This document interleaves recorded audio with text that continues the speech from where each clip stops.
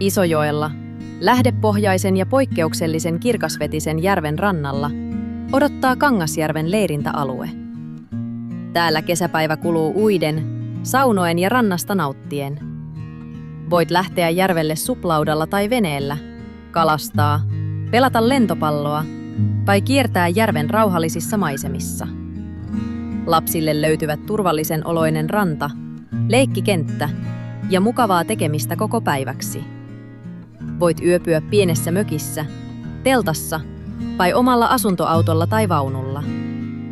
Illalla grillikatoksessa paistuu makkara, järvi hiljenee ja jostakin kuuluu kuikan laulu. Kangasjärvi sijaitsee aivan Lauhanvuoren kansallispuiston ja Lauhanvuori Hämeenkangas UNESCO Global Geoparkin tuntumassa.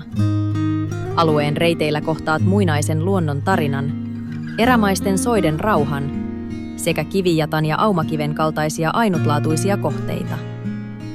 Vain noin 7 kilometrin päässä sijaitsee myös Lauhansarven luontomatkailukeskus, joka tunnetaan laajalla alueella erityisen hyvästä ruuastaan. Kun kaipaat kirkasta vettä, luonnon rauhaa ja kiireettömiä kesäpäiviä, suuntaa Kangasjärvelle.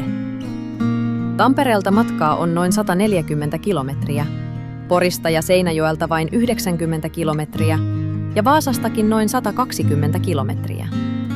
Avaa Kangasjärven verkkosivut, tutustu palveluihin ja varaa oma lomasi Isojoen luonnossa.